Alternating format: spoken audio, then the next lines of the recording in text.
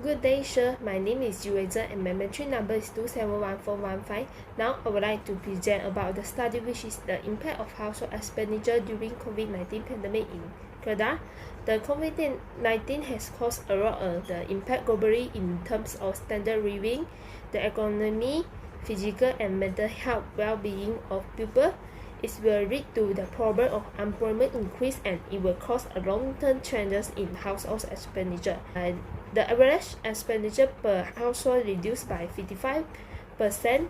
In this study, got 4 research objectives. The first one is to examine the demographic characteristics of households in Kedah.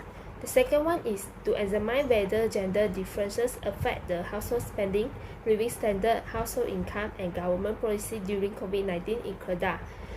The third one is to examine whether district differences affect the household spending, living standard, household income, and government policy during COVID-19 in Kedah. And the last one is to examine the relationship between household spending, living standard, and household income among households in Kedah. For the empirical reviews, according to the BINS ETAL, an individual may experience income shocks due to the jobless at a certain time, such as during COVID-19 pandemic. This study has stated that the consumption spending has reduced, which has recorded 34% during pandemic. Besides, according to the Verdura, the study stated that consumption can lead the living standard of the household to increase. The purchasing power will also increase.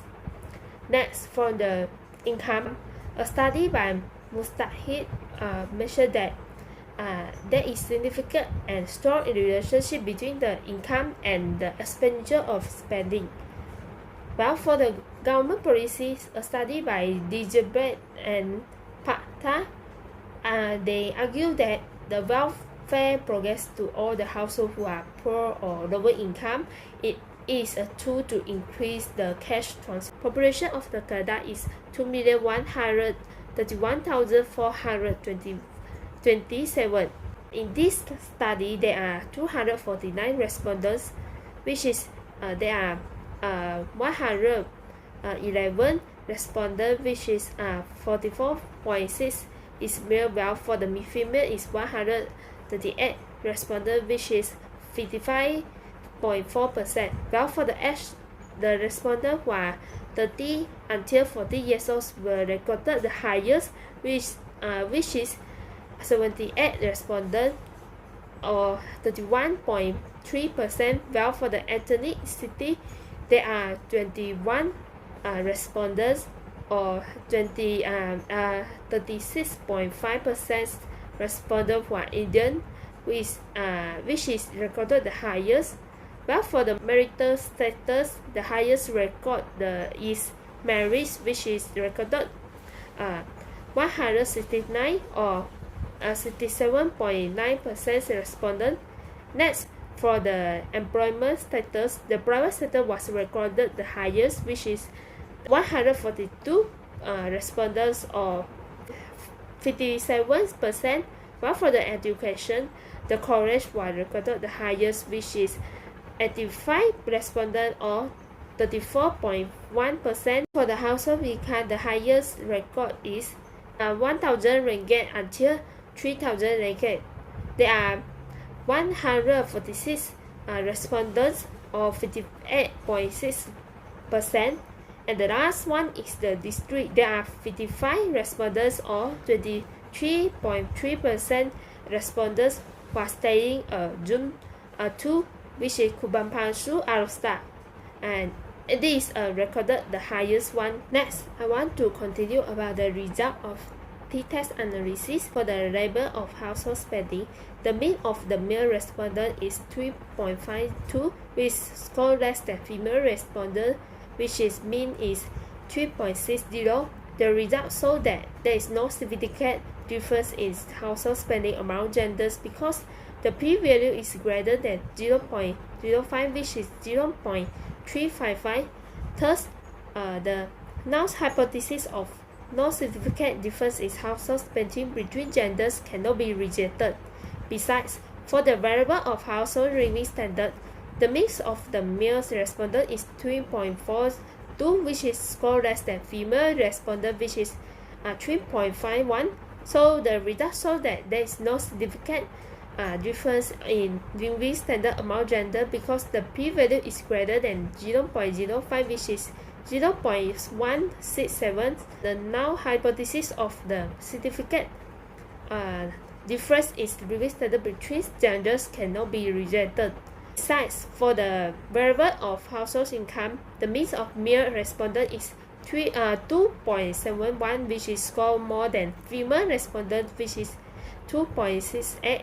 The result show that there is no significant difference in household income among gender because the p-value is more than 0.05, which is 0.62. Hence, the null hypothesis of the significant difference in household income between genders cannot be rejected. But for the last one is the variable of the government policies. The mean of the male respondent is 2.95, which is scores less than the female respondent, which is 3.11. The results show that there is no significant difference in government policy among genders because the p-value is more than 0.05, which is 0.083. Hence, the null hypothesis of the no significant difference in government policy between gender cannot be rejected. The one way and one, we are going to see the significant difference in household spending, living standard, household income, and government policy among different districts. Based on the table below, it shows that the p-value for the household spending is 0.301, which means that it's greater than 0.05, so there is no significant difference in household spending among different districts. Therefore, the null hypothesis cannot be rejected.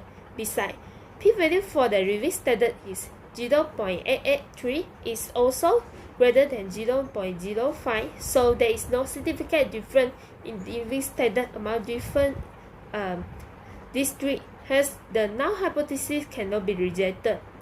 Furthermore, it shows that the p-value for the income is 0.945, which means that the is also more than 0.05, so there is no significant difference in household income among different districts.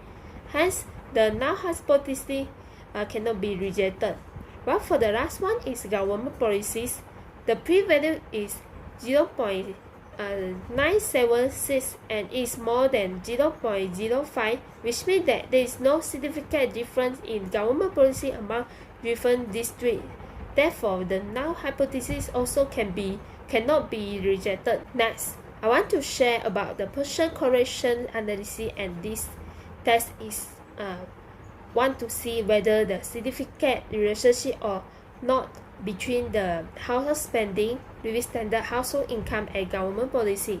So according to the table 4.9 below, it shows that correlation between living standard and household spending. There is a positive relationship between living standard and household spending, which means that there is a strong relationship between these two variables. Therefore, the null hypothesis should be rejected.